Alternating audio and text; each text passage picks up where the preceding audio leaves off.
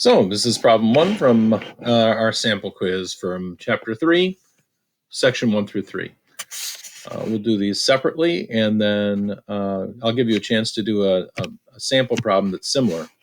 So solve by using the square root method, the first method. The first thing we need to do is isolate. We need to isolate our perfect square. So in this case, the first step would be to subtract 7 from both sides of this equation. 2 times x squared minus 4 equals 14. And then divide both sides by 2. So you have x minus 4, quantity squared, is equal to 7. That's the isolate part. Now our next step is to take the square root of both sides. Take the square root of this side and this side. We have x minus 4, quantity squared, is equal to the square root of 7, which means that x minus 4 is equal to plus and minus the square root of 7. The last step is to solve by adding 4 to both sides. Add 4 to both sides, and we get x equals 4 plus and minus the square root of 7.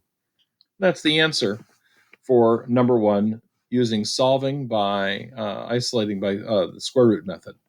So if you tried that one and you got it right or wrong, whatever, I would like you to try something similar. Here's another problem just like it. So pause the video here and solve this problem. Okay, I hope you tried it.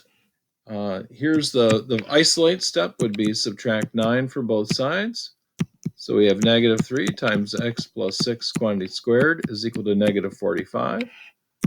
We're going to divide everything by negative 3. So we have x plus 6 quantity squared is equal to positive 15. Then we're going to take the square root of both sides.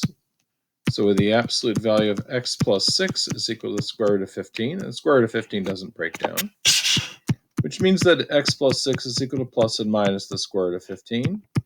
And lastly, subtracting the square root of 6, we get negative 6 plus and minus the square root of 15. That's how you show the steps for completing the square or solving by the square root method.